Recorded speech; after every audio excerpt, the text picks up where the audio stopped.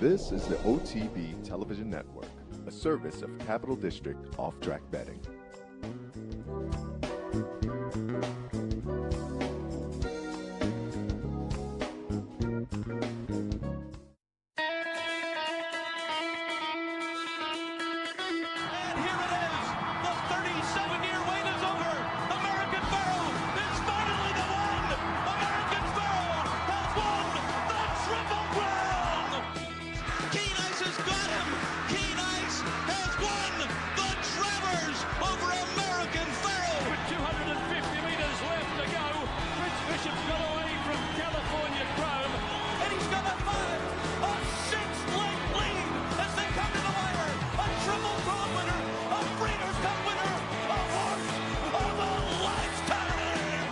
Broadcasting live from the Capital OTB studios, this is Racing Across America with Seth Merrow.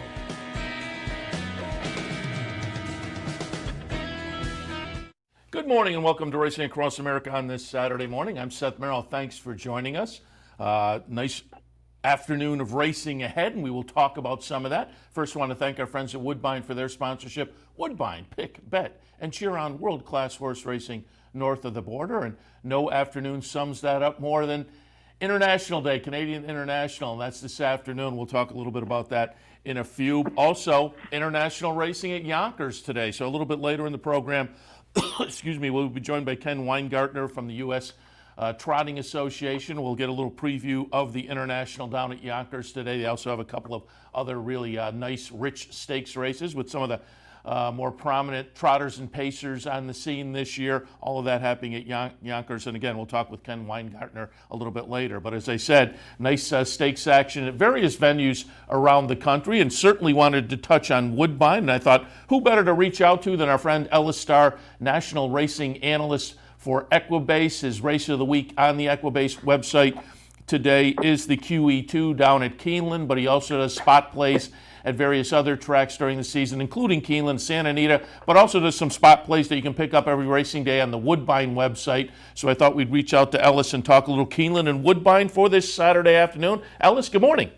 Good morning, Seth. Good morning, racing fans. Thanks for having me on. Yeah, Woodbine, big day today, Woodbine Mile last month. This is another huge day, and I do a free pick every day for Woodbine. I take a look at 3 or 4 races to pick that one race out, so certainly today it was tough to pick that one race with such a good card. It really is a nice card, nice stakes card as well. Looking forward to it this afternoon, and we'll get some hints on it from you as we go along. Before we do that, we're going to start out with the QE2 at Keeneland, but before we hit on that race specifically, you know, we're now a few days into the Keeneland meet. It's always a funny meet because you have the short little boutique in the spring and the short little boutique in the fall, and you really have to kind of get up to speed quickly. I'll get your take so far with a few days under our belts. My take has been kind of chaotic. You have about, you have some races that play out pretty nicely. Yesterday I had a bankroll promotion at one of our branches over in Schenectady, and the 8th race played out just the way I saw it, and so we walked away with some nice money for everybody on the bankroll team. But that was, I think, race 8 at Keeneland yesterday. Kind of saw that okay, but there are other races that I would just label as completely chaotic so far at the meet. Well, two comments I'll make to that, and yes, and I'm out there every day doing a lot of work with the different groups of fans, corporate groups come to the track. One of the things I love to do at Keeneland, and some days I just wish I was in a cave somewhere. So the first interesting thing is 50-to-1 shots win normally 1% of the time. The probability is 2, but it's actually 1.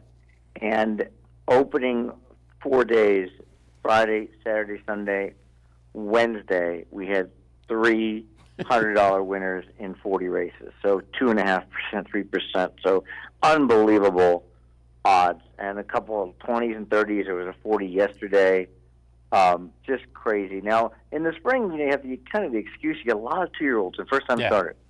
In the fall, there is still an excuse. You got a lot of 2-year-olds trying turf for the first time, going long for the first time. You still have maiden specials that are later in their careers as 3-year-olds. A lot of chaotic, a lot of horses that could just jump up. Some are absolute head scratchers.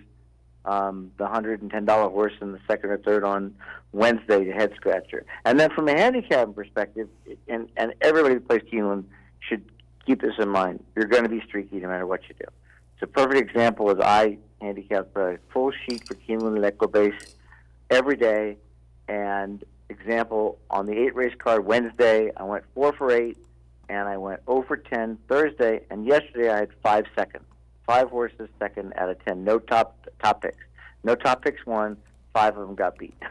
Yeah. So you just have to remember to do that, and it still stings. I mean, I went through a whole bottle of Bactine last night, but we'll go through it. But it is. I will say a couple things interesting, especially now that it's cooler.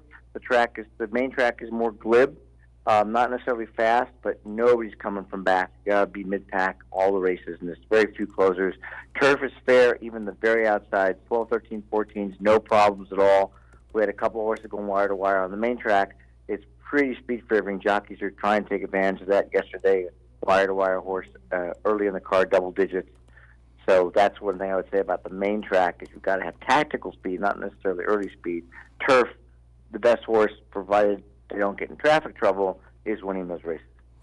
And I'll touch on some of the results from last week and just to get your thoughts, because obviously last week, last few weeks really at venues around the country have had Breeders' Cup implications. But I thought going back to a week ago yesterday, last Friday, I thought Restless Rider demonstrated she'll be a player on the juvenile filly side for Ken McPeak. I don't know, the horse coming out of the Breeders' Futurity, a little upset there. I'm not quite as convinced on the boys' side of things. Very slow. Very slow. All the speed figure makers gave that race a very low number compared to the other 2-year-old races. And then Blue Prize, they still have to supplement there, but she looked pretty good coming out of the Spinster. Let me give you the most impressive one. I mean, there were a bunch, but locally, the horse that won the J.P. Morgan Chase Jessamine Stakes, the last of all the Breeders' Cup Challenge races on Wednesday, for the Breeders' Cup Juvenile Fillies Turf. Her name is Concrete Rose, and she's a runner. And if anybody forgets, last year that race was won by Rushing Fall, who won the Breeders' Cup Juvenile Fillies Turf. Concrete Rose was very impressive in her debut, winning on the grass. They entered her in the new Indian Summer Turf Sprint Stakes, scratched her out when they knew they could get into the Jessamine, and she put on a show. Really good turn of foot and some gears on that filly. So Concrete Rose for the Breeders' Cup Juvenile Fillies Turf horse to reckon with. Very good. And you talk about being at Keeneland and doing some of the fan promotion kind of things and giving folks some ideas during a racing afternoon. I know when I reached out to you yesterday, you were at Keeneland. Have you gotten an update? What can we expect weather-wise today down there? Today, tomorrow, decent. Cloudy, maybe a 10% chance of rain. Tomorrow, it says showers all day, but we're talking about maybe a tenth to a hundredth of an inch per hour, not enough to hurt the card. Weather's very fall now, finally went from 80 to 50 in one day. I think the highs in the high 50s. Fast and firm today. I'm pretty sure I can hold to that. That's my weather handicapping. Tomorrow, fast and firm probably, but if it gets up to 0.3 of an inch in an hour, it might go. I doubt they would take the turf races off. But I think we're probably pretty good. The main track drains tremendously well since they moved from the all-weather and put in a $1 million drainage system. It just has some tremendous drainage. So I think we're good both days. Yeah, we are that time of year weather-wise. I took my last couple of days up in Maine at the beginning of this week, and 3 days ago it was Wednesday. I was actually sitting on the beach. It was probably mid-80s, sat on the beach, actually went in the Maine water, which was a little chilly this time of year. But as I drove in this morning, I looked at my thermometer on the car as I drove in. It was 44. So, yeah, we're at that time of year. You don't know what to expect exactly. But it's good. It's good weather. The horses love it. I mean, I watched yesterday in the morning. I went for workouts.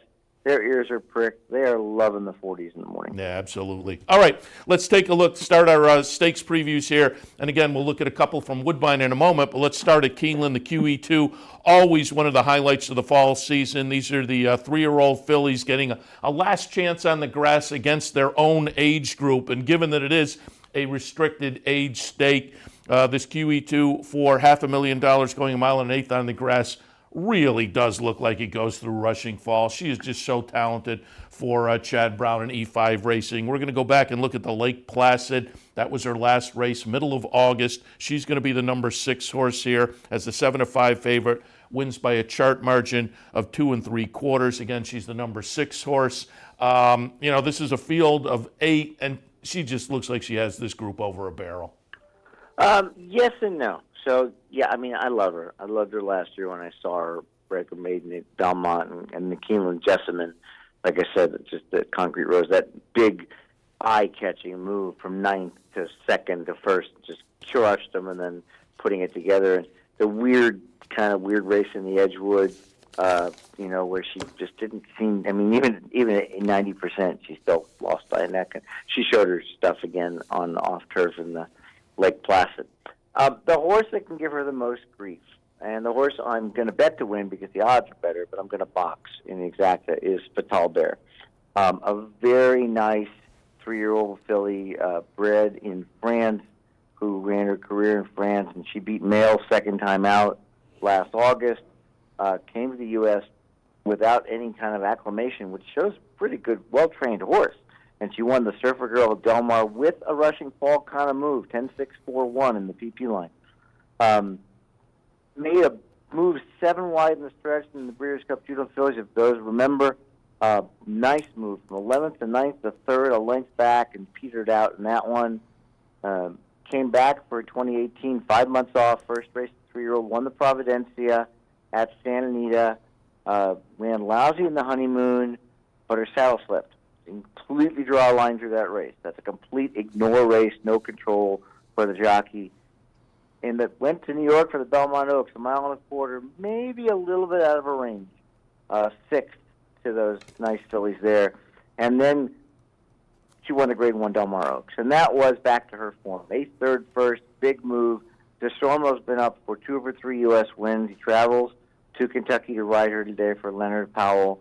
That last race earned a 113 Equibase speed figure. Rushing Fall has run 108, 102, 110. Fatal Bear 108 and 113. If Fatal Bear repeats her Del Mar Oaks, she can post the upset here, Seth. So I'm betting she opens at 5-1. So I'm betting Fatal Bear to win at about 3-2 or better. This was the race for the Keeneland website. It's also Equibase Race of the Week. And I'm boxing the 3-8 pretty heavily. I might save a little bit with an exacta using the 1 Nialetti and the 5 Mission Impassable, not Impassable, who was the horse ran a few years ago. They're both importing from Ireland. They each ran okay. Well, Nialetti ran okay 3 before last when she won the German 1,000 Guineas, and Mission Impassable won the Group 2 Prix de Sandringham 1 before back. They both ran bad. What's weird is neither, as far as I know, as of now, are running on Lasix. If they're running on Lasix, I'll move them up, but I would play a exacta 3-8 over 1-3-5-8 as a saver. But I think Fatal Bear can do it here. I love Rushing Fall, but I think Fatal Bear might have a good shot. Interesting on the numbers. You know, I'm looking at Daily Racing Form PPs. You're looking at Equibase PPs, and I think they all have their pluses that make them more or less interesting to folks. But I look at the buyers, given the Daily Racing They're Form. very close. Very close. Buyers for Rushing Fall, the last 3 races going backwards, 96, 91, 89. For Fatal Bear, 94, 90, 61, which is that honeymoon you draw a line through. So but your Equibase numbers, I think, are more a little more eye-popping for the horse you're tilted towards, the 3 Fatal Bear. Well, it moved. So, I mean, I look at the buyers as a comparison sometimes because I know that's where the public's going to go. You know, and Fatal Bear, if you discount the honeymoon, it was 88, 90, 94, and Rushing Fall, 89, 91, 96. They're almost identical. I mean, the 3 backs they're almost identical. They're within 2 points of each other the whole way. And even though Rushing Falls is better, when you're looking at 5-1 versus probably even money, there's every reason in the world to bet the 5-1 shot. Yeah, there's no question. The odds are certainly going to, with a Chad horse like that, the odds on Rushing Fall aren't going to offer a lot of attraction necessarily. All right, let's move up to Canada. And again, you can swing by the Woodbine website every racing day and find a play of the day from Ellis up there. And as we're showing your graphic as well, we have your Twitter handle at UberCapper. If people want to follow you on Twitter, they can do that also. Let's start with the highlight of the day, and we'll do a couple of races. We'll look at the International and the Arctic. We'll start with the International. $800,000 up for grabs in the Grade 1, going 1.5 miles. I'm going to be looking at the Woodbine races for the afternoon handicapping show here. And so in this race, I looked for spring quality to maybe bounce back to what we saw in that Manhattan. I thought that was a really nice performance. The Sword Dancer up at Saratoga was okay, and then a dud, maybe given the turf condition in the Turf Classic last time. But boy, Source had a nice string of triple-digit buyers, and I thought, again, that Manhattan, the beginning of June, was kind of what I'm keying on. I'm hoping we can get back to that. But I think focus group is very tough, too, and I wanted to show the John's Call from August 22nd at Saratoga. Yep. Focus group's the number 4. Number 10, Call Provision, runs second, but is DQ'd to third. Renowned runs third. Patterson Cross runs fourth. And I have focus group right underneath in here with Funtastic in the third spot. What are your thoughts in the International this afternoon? Well, focus group is one of 3 win contenders here that I have in the race. And certainly we talked about Rushing Fall at probably 4-5 versus focus group. He's opening it 10-1. I mean, for Chad Brown and Jose Ortiz, I mean, that's a gift, even if it doesn't win, you don't see it. To spring quality, no knocks, but I mean, I'd want more than 4-1. That's the morning line. Yeah. And he has only run twice at 12 furlongs and nothing better than third. So I moved him down a little bit. I like the import Thundering Blue, even though he is a 2-1 favorite, and that's against my motto, friends don't like friends bet chalk. But I think that last race, and I watched 2 of his races. You can get them on Google. Or just Google them and get them on the internet.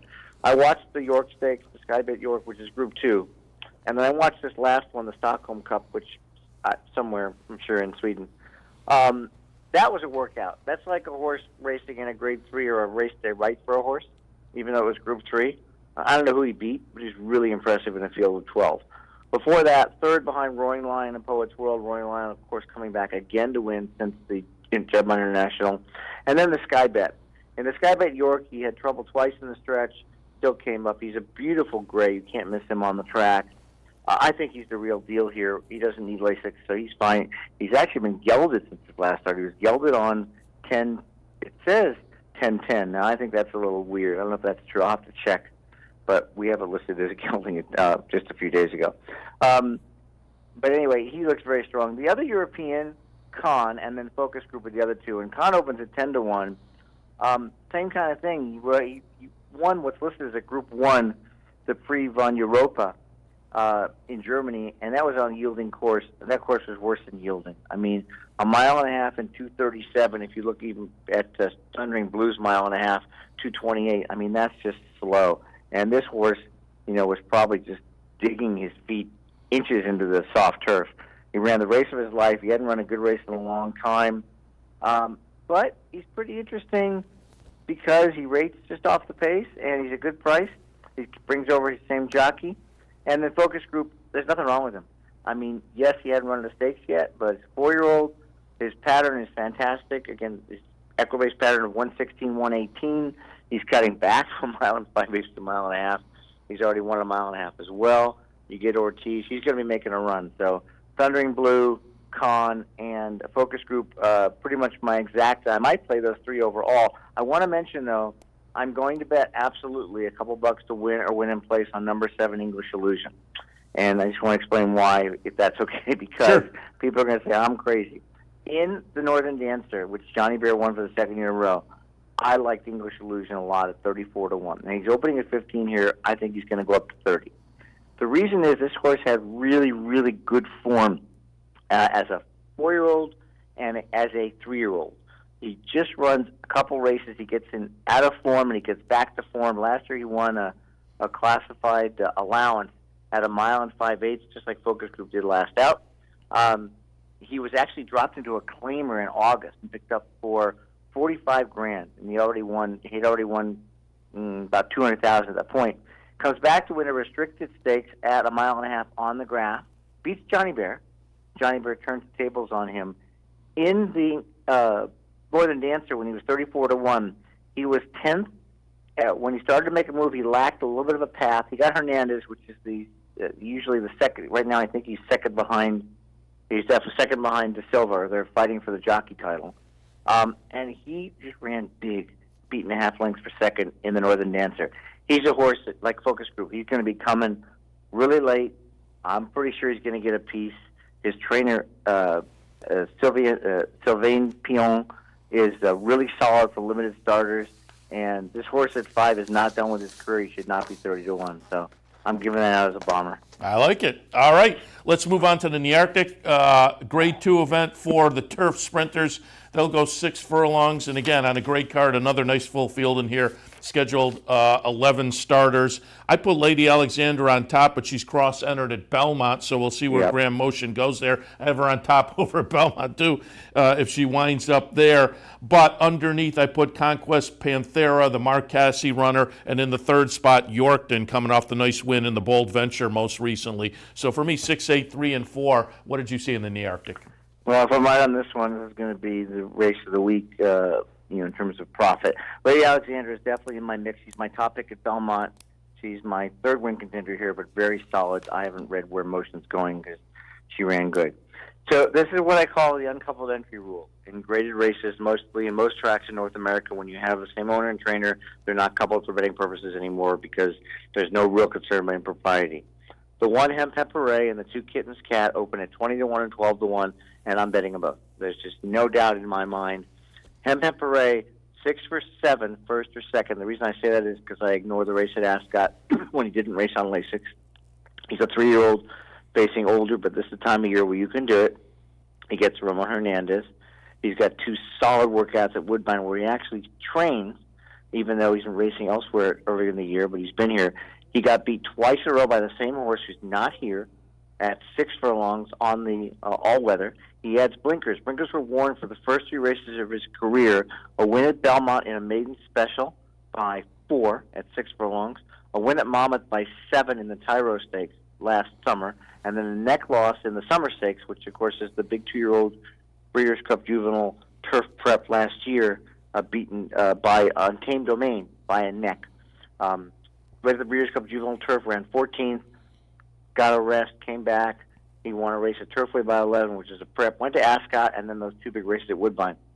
There's nothing wrong with this horse. This horse is solid, top and bottom, as far as his mental attitude, as far as his speed figures and everything else. Kitten's Cat, a homebred by the Ramseys. Stakes placed earlier in his career last spring in 2017 in May, 2nd in the Paradise Creek, 3rd in the Bruce D at Arlington, 3rd in Let It Ride at Del Mar, went to Barbados for their big day up there, ran 2nd in the Sandy Lane Sprint in the field of 12, and then 2nd, 3rd, and 1st, and is coming back to the U.S. All at Woodbine, all turf sprints, gets the leading jockey into Silva, flattered when the 2nd and 3rd horses came back to win out of his classified allowance last time out. Forgive me. This horse, Kitten's Cat, won the Juvenile Turf Sprint in 2016, which was not, at that point, it was not a Breeders' Cup race. It was early on the Breeders' Cup card. But he won that race. So he's proven at top company. So 21, 12-1. I'm just saying this because this is where my value comes. I'm betting the 1 and the 2, Hem Pepperay and Kitten's Cat, to win place probably. Lady Alexandra, 1, 2, 6 in a box. I might play second exact to throw in the 5-2 favorite Yorkton in second, as well as the 9 Icarian Road, who's a really nice veteran horse, and the 5 Bushrod, who's a big price. Adam Bachiza, who's been riding, or Beskiza, been riding a Keeneland for Joe Sharp, goes up to ride this horse coming out of Kentucky now, and those horses really come back well. So if you want to take a shot, 1, 2, 6 over 1, 2, 3, 5, 6, 9 for the exact. I think Yorkton's got a little bit of pace company here, but I mean, Ken and Sarah Ramsey, of course, all over the country. They're string at Woodbine. I can't believe you're getting 21, 12-1 horses that are as good as anybody else in this deal. Yeah, I think it's a great day that's going to offer some value all around, and you've hit on some of the horses that potentially can make it very interesting. Ellis, appreciate the visit. I'll remind folks again, Santa Anita website, Keeneland website, Woodbine website. Ellis has plays of the day there, every racing day, the featured race of the week as well at the Equibase website, and follow at UberCapper on Twitter. Ellis, as always, appreciate the visit. We'll talk again. It was a lot of fun. Everybody go have a great day, and hopefully we'll get one of those right. Some other guests, or you give out some nice winners today at Woodbine. Appreciate it. Ellis Starr, National Racing Analyst from Equibase. We'll take a break. When we come back, Ken Weingartner, Media Relations Manager for the USTA, U.S. Trotting Association. Really nice day at Yonkers today with the Yonkers International. So we'll hit on some of those races with Ken right after this. Stay tuned. Pick, bet, and cheer on live racing from Woodbine and Mohawk Park. Thoroughbred and harness action. The wagers are just the beginning. Watch award-winning broadcasts covering both breeds, incredible battles contested over the most unique grass course in North America. Experience the full fields with over 130 thoroughbred and 160 live harness days. Get access to free handicapping material and join the ranks of Woodbine and Mohawk Park players from all over the globe. For more information, visit woodbine.com. Visit Rivers Casino and Resort, the Capital Region's only destination for live table game action and the hottest new slots paying out millions.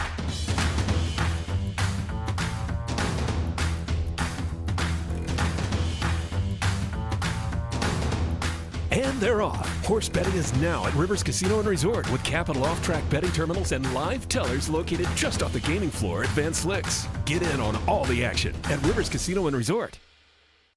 Looking for a fantastic meal? Stop by Malcolm's, a unique farm-to-table restaurant experience. Located at 617 Union Street in Schenectady, Malcolm's offers locally grown fresh foods, mouth-watering flavors, an enhanced drink menu, and terrific service. Malcolm's is a sure bet during Saratoga season. Make your reservation today.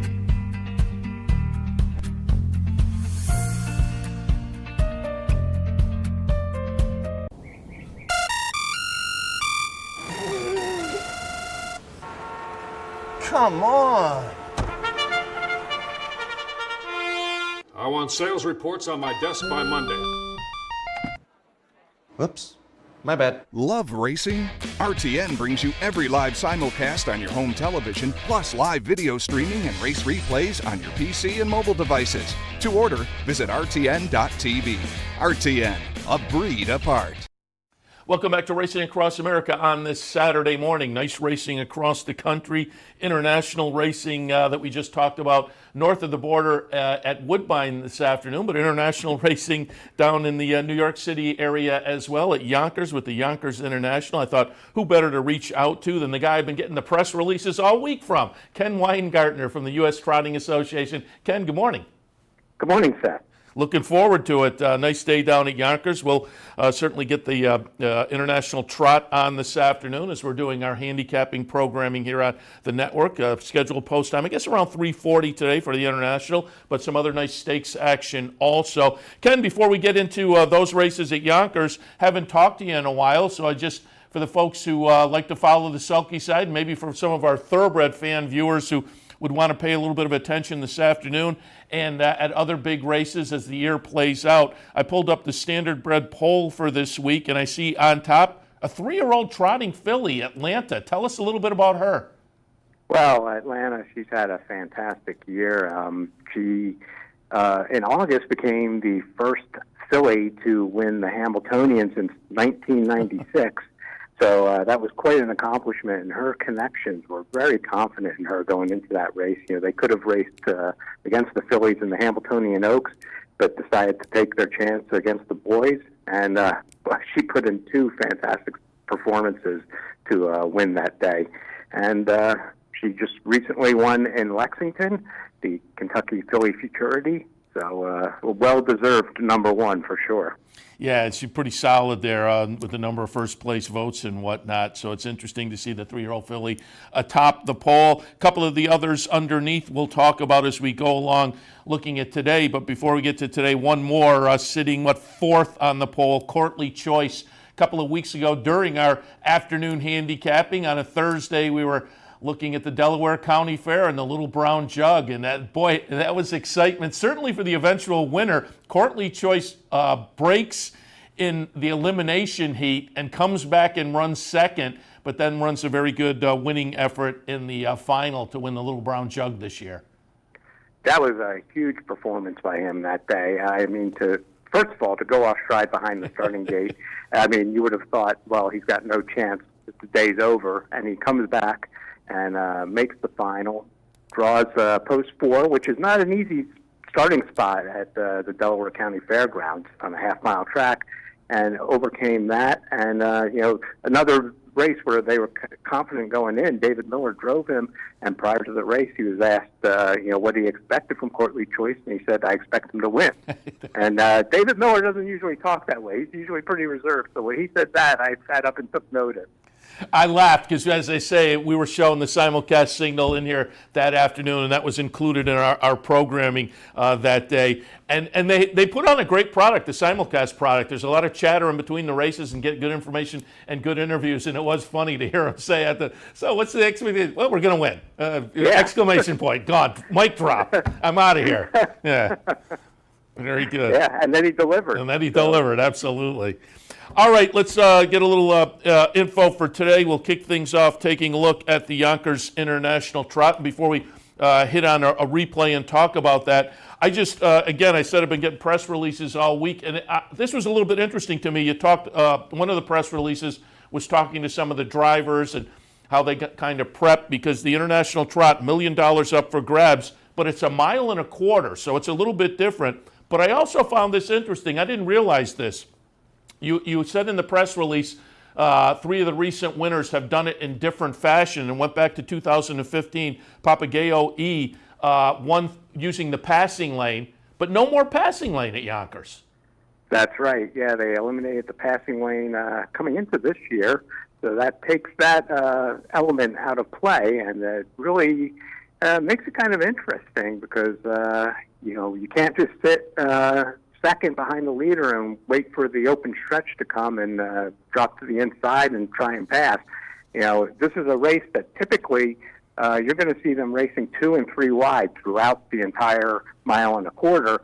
So if you get stuck on the inside, it could be difficult to get out. Yeah, I liked when tracks added the passing lane. I was surprised. Like I said, I didn't realize Yonkers had done away with it. But let's get some thoughts specifically on this year's race. Again, 1.25 miles, $1 million up for grabs in the Yonkers International Trot, field of 10 scheduled.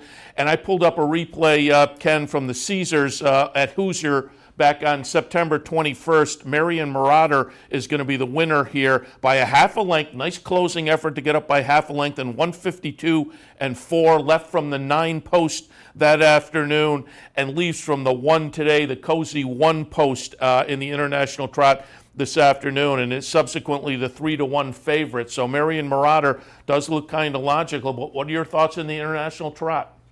Well, you got to start with Marion Marauder, that's for sure. He finished second in last year's International Trot, is back again this year, drew post 1. Just as we were talking a little bit ago about the no passing lane, post 1 may not be the best starting point for him because he does not get out of the gate quickly, and his driver, Scott Zeron, said, he doesn't really try and force him. He lets him go at his own pace. Last year, he started it from post 1 as well and got away 7th. So, that's one of those situations where Scott's going to try and, get a good position and then hope he can find room to get from the inside into the outer flow. But he has been very sharp this year. 6 wins and 10 starts in 4 seconds. So, no worse than second in any race this year. He was 2016 Trotter of the Year, Triple Crown winner that year. Certainly he's got the credentials to be here, no doubt about that, and definitely one of the big players here. Who are some of the international horses we should pay attention to? Well, this is a very wide-open race, I think.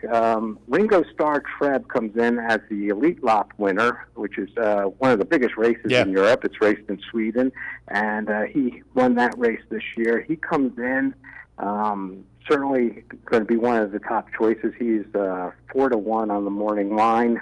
Another horse to keep an eye on is Up and Quick, who is starting from post 2. This horse won the Prix de Marique a few years ago. Very solid, classy trotter. And I know talking to Ringo Starr Treb's driver, Wim Paul, he said, don't underestimate Lionel. Lionel, who's starting in post 9, which is in the 2nd tier. He said this is a horse that his best distance is 1.25 miles. He says to, keep an eye on him, and he knows these horses very well. That's one of the things I think with talking to the North American drivers, they have to kind of learn about these international horses coming over, kind of try and watch some replays, see their styles. And it's not just the horses. These drivers come over and the driving style is totally different in Europe. I mean, they race longer distances a lot more frequently than we do here, and they race on the outside a lot. There'll be races, again, where they're 2-3 wide through the whole race. So these horses are accustomed to that. It's not quite the same style as you see here, where oftentimes they're lined up single file until somebody makes a move maybe on the back stretch and then get a little outer flow going. So that really adds a level of intrigue. Yeah, I think it's a fun race, and as you say, as you were talking, I was looking at Marion Marauder leaving from the 1, and really does not get away well. So that'll be some intrigue going into the first turn where the positioning is for the morning line favorite. Some of the international horses are interesting, as you say, when you look at the PPs and see that they more often than not don't run the flat mile. They're running longer there. So it's going to be a really fun race this afternoon at Yonkers. The Yonkers International Trot, $1 million up for grabs. It's race 8 at Yonkers. And again, post time will be at around 3:40 this afternoon, and we'll be bringing it to you here on the network. Also on the card today, a couple other nice rich stakes races. $250,000 up for grabs in the Dan Rooney Invitational. That'll be race 11. And while we talk, I pulled up a win by McWicked last time at Lexington, 146-2. McWicked closes to get up by 3/4 of a length. And we talked about the Standardbred poll this week. McWicked ranked number 2 behind Atlanta. And McWicked is the 2-1 favorite in the Rooney Invitational pace. Your thoughts in the Rooney? Well, I think you have to look at McWicked for sure. He has been really good this year. He's 7 years old. He was a award winner at 3 and had some breathing issues at 4 and 5, did not perform at the same level. Kind of rebounded last year at 6, and this year at 7, he has just been back to his old self and has raced extremely well. He's up over $1 million this year. He is certainly the horse to watch in this field. The other main competition was looking to be Lazarus, the New Zealand-bred star who came over and has really battled with McWicked. They've got quite a little rivalry going in the short time that Lazarus has been in North America. But fortunately, Lazarus was scratched sick yesterday, so he will not be in the race. The other horse I think to watch on the inside is Nuclear Dragon, who has raced against this level earlier this year and proved that he could go with them. So, favorable starting spot there. Another one to keep your eye on.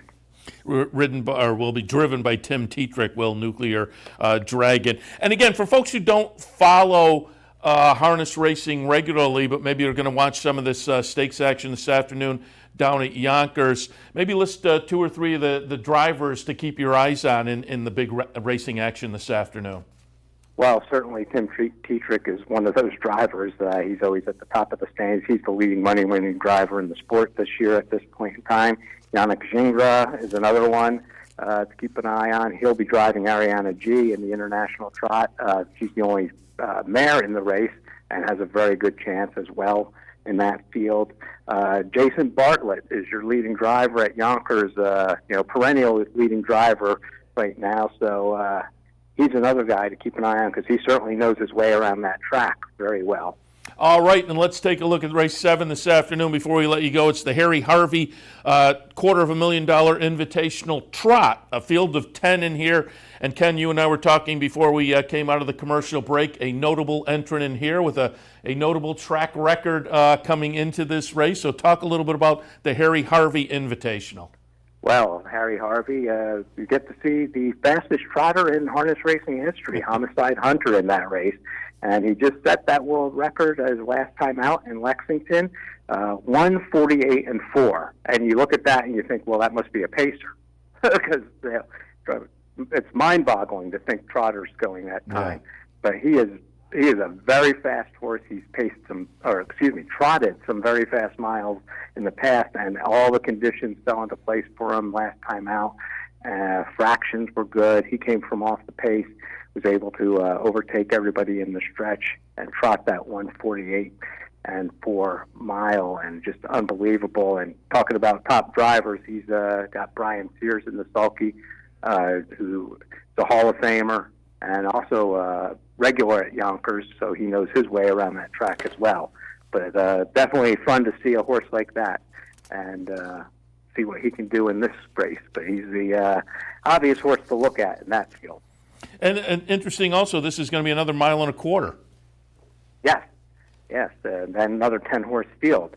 So once again, you'll have trailers in that field, and it adds, a little bit of uncertainty when you're trying to, negotiate through that traffic, especially late in the race.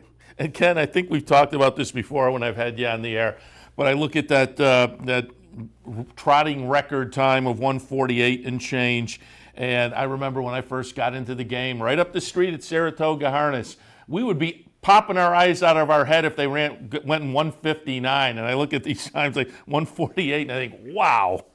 Yeah, the breed has just progressed so much, and especially on the trotting side where they're able to really trot so much more effortlessly, it seems, and really with great ability and maintain their speed and form. So it really is mind-boggling how far it's come. Yeah, incredible.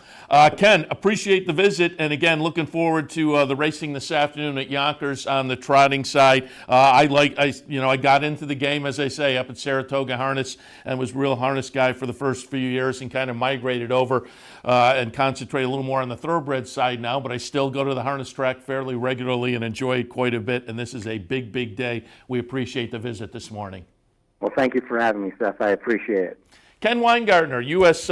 Trotting Association. Again, a little preview of a big day today at Yonkers, highlighted by the Yonkers International. And again, that'll be race 8 at Yonkers, going off about 3:40 or so. We'll have that here for you on the network. All right, we'll take a break, come back. A little recap of some of the stakes action. Again, we were in here last Saturday and Sunday, but given that the last time you saw us was Sunday morning, we missed some of the Sunday and even Monday stakes races, although I don't think I pulled up any of the Mondays, but I did pull up some Sunday stakes races from last weekend that, again, may have some Breeders' Cup implications going forward. So we'll do a little recap of that and hit some news right after this. Stay tuned.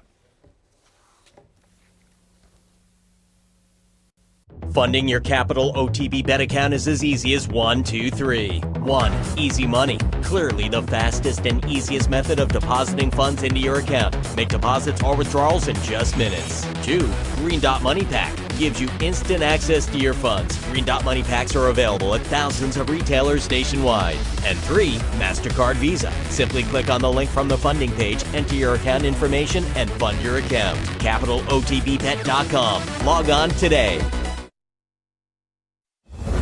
As an owner, I love the Breeders' Cup Win and You're In series. To win one of these challenge series is a way that we kind of map out our schedule throughout the year with our horses. If you win one of the challenge races, you have a very good horse. The King George, which is our Win and You're In race, provides the top middle distance horse in Europe. We saw Highland Real running both races. We know when we show up at the Breeders' Cup, we've got the world to beat, not just everybody in the United States. Breeders' Cup Challenge, win, and you're in.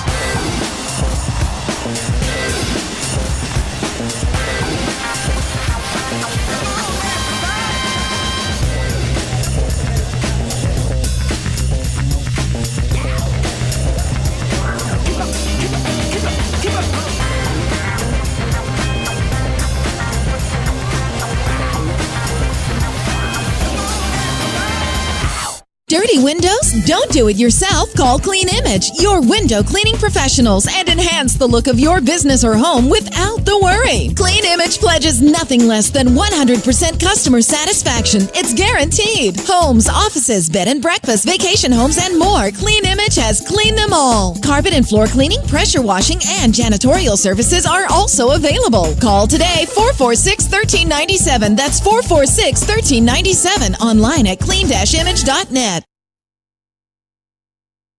On a Saturday morning, Seth Merrill in the studio. Thanks for joining us. I'm in the studio this morning, and usually I would have been on a Friday afternoon, but Friday afternoon yesterday we were doing some cut-ins live from the Boulevard Bowl. Hopefully you enjoyed those, because we enjoyed our trip to the Boulevard Bowl. We also had a little bankroll, and for me it was a fun afternoon. Whenever you're the bankroll handicapper, it's a little nerve-wracking because you're playing for our bankroll team, and so you want to make everybody some money. But I've said it before, a bankroll like that in the afternoon, it's a little bit different. I'm there for 4 hours, so you have to stretch the bankroll out. You can't really take a big swing early. So it's a little bit different, a little bit nerve-wracking. And you don't want to whiff, which I've done it maybe a couple of times. Luckily, I've had very good days far more often than I've whiffed. As I said, I've maybe whiffed and wound up with zero, maybe once or twice with bankrolls. But usually, at the worst, you wind up with some money still left. And everybody gets a little something. But when things work out, you turn the bankroll, maybe double it or triple it, and everybody walks away kind of happy. And yesterday it was a fun day at the Boulevard Bowl. First of all, thanks to everybody at the Boulevard Bowl. Great staff. It was a lot of fun. They had some pizzas and salad and wings there and drinks, soft drinks, and it was a fun afternoon. Free PPs for everybody. And if you haven't been to the Boulevard Bowl, it's on Erie Boulevard in Schenectady, out kind of towards the casino. And bowling alley, as the name would indicate, but there's a little bar room area where we were with lots of TVs with racing action, self-serve machines, and a nice crowd. Seemed like a lot of regulars in there, but it was a great atmosphere. I know a lot of people like to play from home. I play from home a lot of times now, or on the computer, or people can play on their phone, but occasionally, or for some people, I think it's a regular thing. You just like to get together with people and enjoy the social aspect of it, and if that's something you want to do on a regular basis or occasionally, the Boulevard Bowl on Erie Boulevard seems like a nice place to do it. As I say, the regulars there, it was a great crowd. We had a lot of fun during the afternoon. Played from 1 until 5, and I had a $300 bankroll. And at about 4:30, I'd played out the bankroll. I played out the $300, and we still had about 198 left, I believe.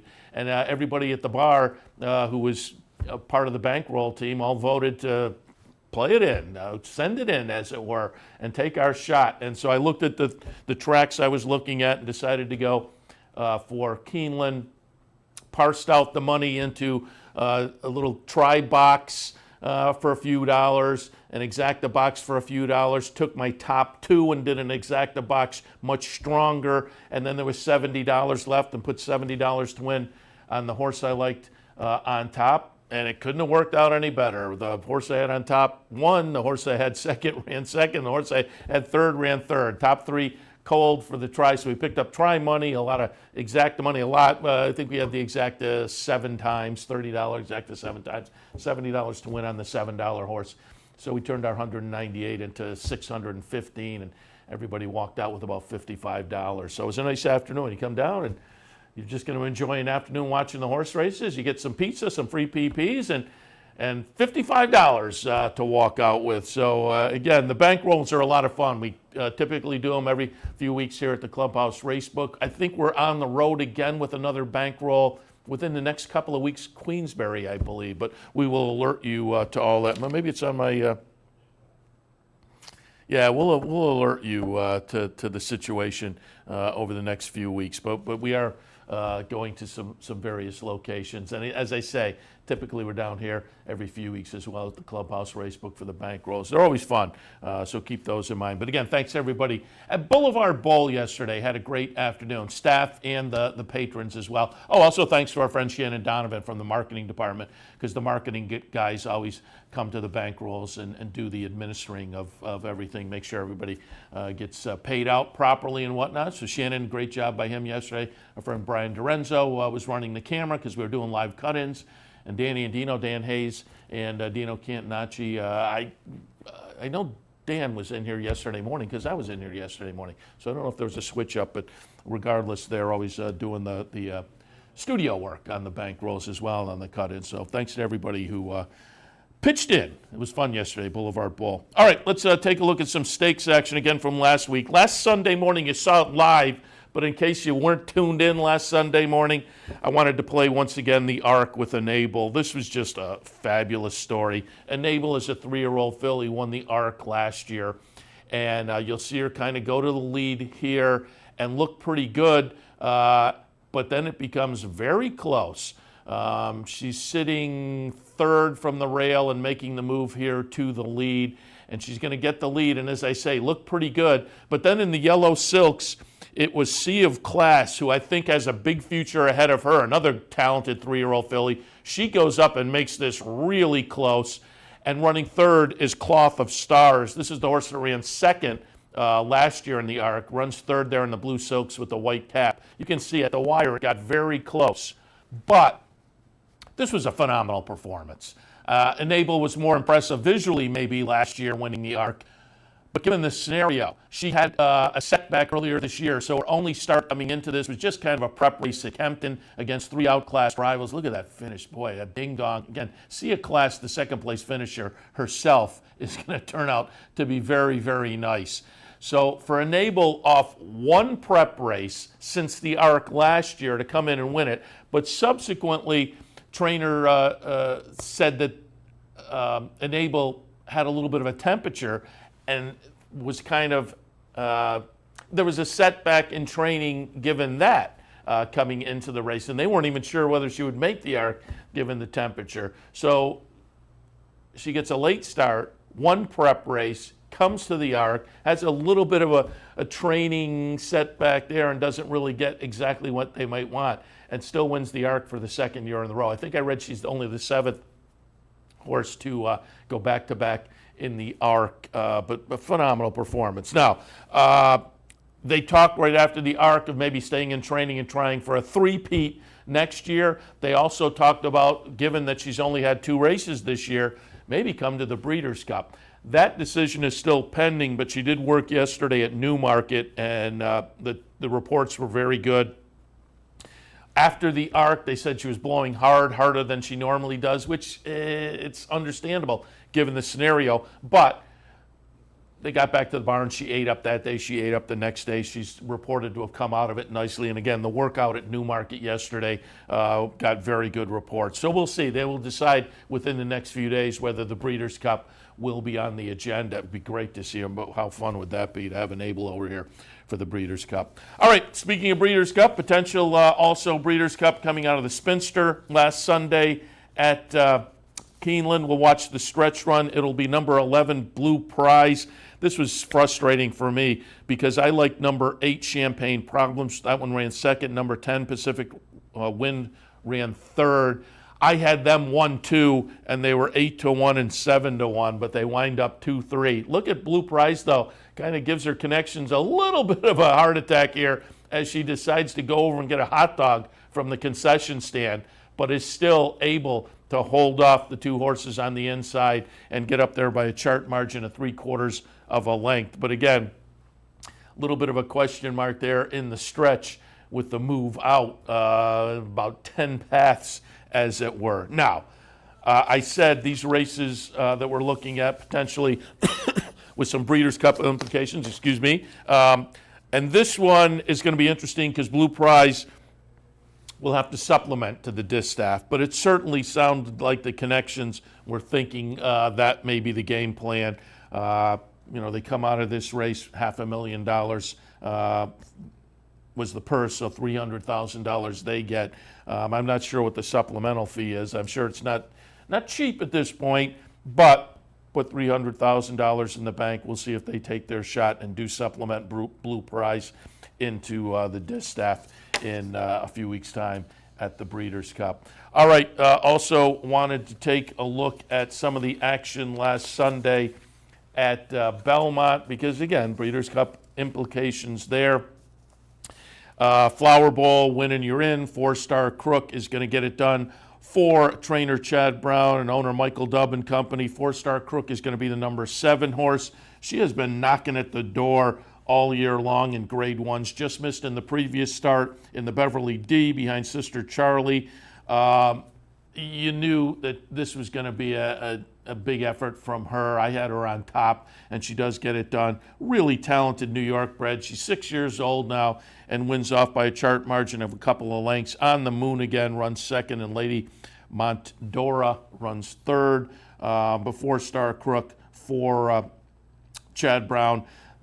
Win number 12 and start number 19, well over $1 million and well over $1.5 million in the bank. And again, likely to move on to the Breeders' Cup filly and mare turf off of that win last weekend in the Flower Bowl at Belmont.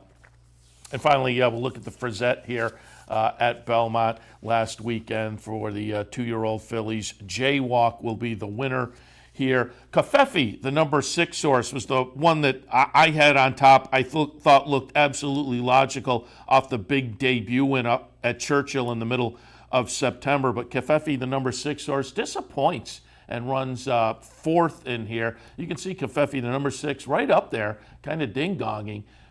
But they'll swallow her up. She'll run fourth. Jaywalk pulls away. Chart margin of 5 3/4 for John Service.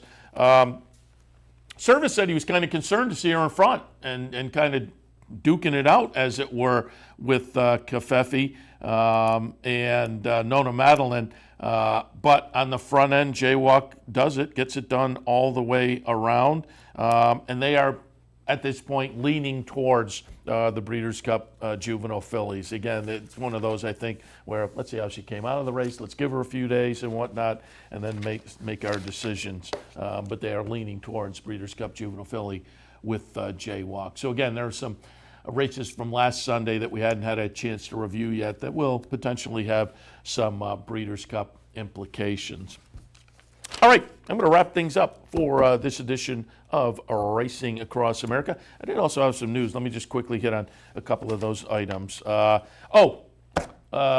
you want to swing up and get a little Saratoga flavor, as it were, the fall mix sale at the Fasig-Tipton Pavilion happens on Monday. So, again, as always, the sale's kind of fun. This sale is daytime and kind of goes into the early evening hours, I think. 226 horses, so it will certainly take a while. But it starts in the morning. Check out the Fasig. I don't see a time here in this article I have, but check out the Fasig-Tipton website for the starting time. But as I said, it'll go all day and probably into certainly late afternoon, but probably early evening as well. Fasig-Tipton Pavilion, just down East Avenue from the racetrack, 3 blocks or so. If you've never been to the sales, it's the big sale is fun in August. The New York bred sale also has become kind of popular, but this is fun at this time of year. You get another little jolt of Saratoga horse racing, as it were. The Fasig-Tipton Saratoga sale, again, Monday it'll kick off. Check the Fasig-Tipton website, but probably late morning or lunchtime, certainly. Diversified's going to skip the Breeders' Cup Classic. Part of that is, I guess, trainer Rick Violet has been a little bit under the weather over the past few weeks, so the owner has taken that into consideration. Also, the performance in the Jockey Club Gold Cup and maybe a negative horse for a course angle down at Churchill. All of that certainly leads into skipping the Breeders' Cup and maybe getting a little time off for Diversified, but another very, very talented New York bred, and certainly wish our best to Rick Violet. Frank Stronach suing his daughter and another former executive of the Stronach Group for $400 million. So we'll have to keep our eyes on that situation. Kind of the story in the Racing Forum, and it's broken in Thoroughbred Daily News, TDN. You can pick up more information there. But obviously you want to keep your ears to the ground and eyes to the situation, because the Stronach Group, obviously owners of some of the bigger racetracks in the country: Gulfstream, Santa Anita, Pimlico and Laurel, Golden Gate. So it'll be interesting to see how this plays out with Frank Stronach suing his daughter for $400 million over, some question marks on the management, I guess, of the Stronach Group.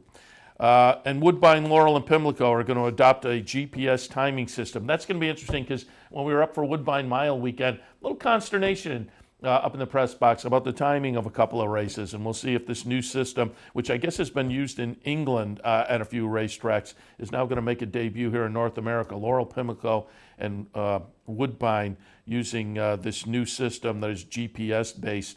Total Performance Data, the name of the company, and we'll see how we get accuracy via timing with that system. And finally, Discreet Lover did work at Parks for the veterinarian, came out of the win in the Jockey Club Gold Cup, and the vets in New York were a little bit concerned about how the horse returned to the winner's circle. They put the horse on the vets list, but the horse worked fine at Parks, needed the blood work to come back before they would give the okay.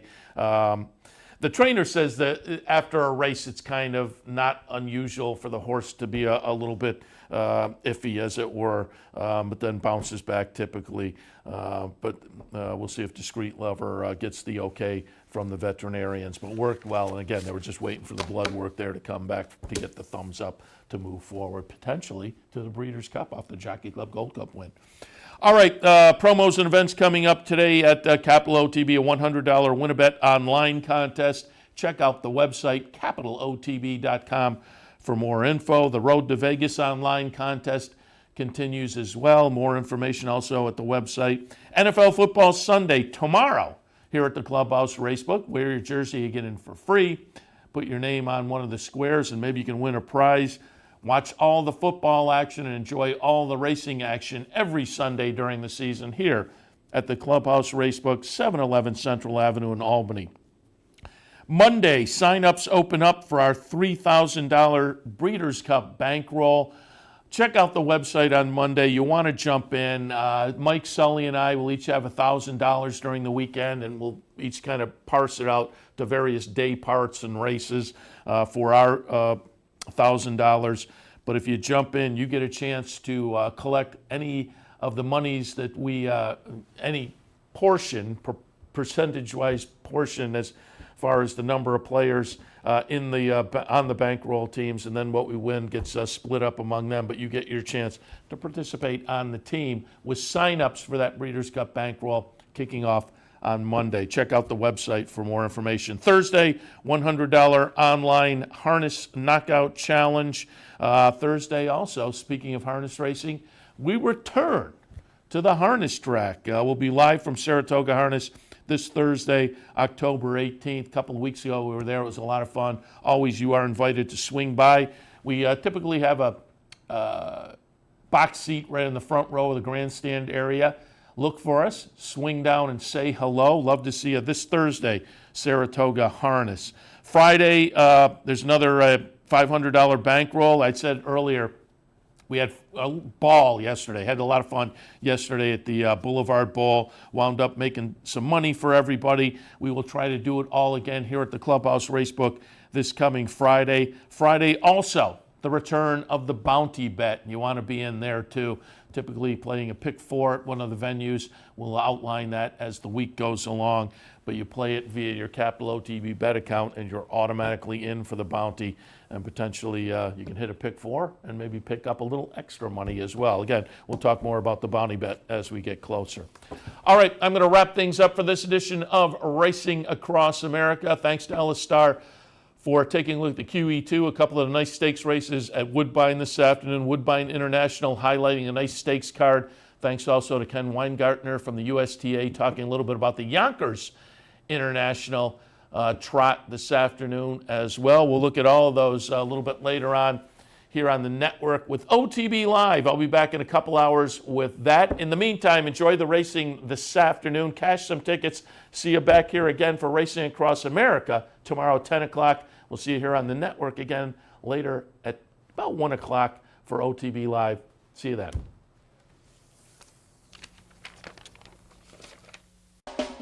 You're watching OTB TV, a service of Capital Off Track Betting.